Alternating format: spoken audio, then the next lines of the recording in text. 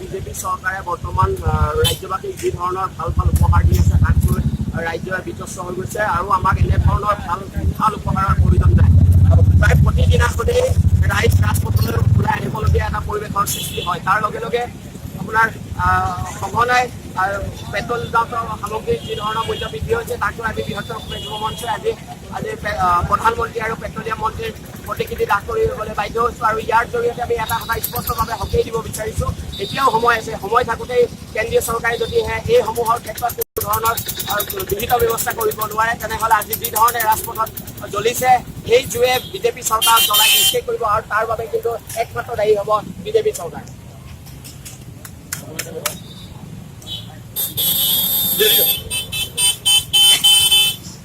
আজি বিজেপি চৰকাৰ দুবছৰ বৰ্ষপূৰ্তি হ'ল যিটো জাতি মাটি আৰু খেতিৰ কাৰণে তেওঁলোকে যিখিনি কথা কৈ পেলাই আজি শাসন কৰিবলৈ আগবাঢ়িছিলে, কিন্তু সম্পূৰ্ণৰূপে তেওঁলোকে জাতি মাটি আৰু খেতিৰ বিপৰীত ক্ষেত্ৰত তেওঁলোকে কাম কৰা দেখা গৈছে। সেইবাবে আজি থলুৱা জনসাধাৰণ বহুত মানে অসুবিধাত পৰিছে। তেওঁলোকৰ আজি এই মূল্য বৃদ্ধি আজি যিকোনো অত্যাৱশ্যকীয় সামগ্ৰী আৰু সামগ্ৰী হওক যিয়ে নহওক সকলোবিলাক দাম বঢ়াৰ কাৰণে আজি সাধাৰণ জনতাই বহুত সুখত দি আছে।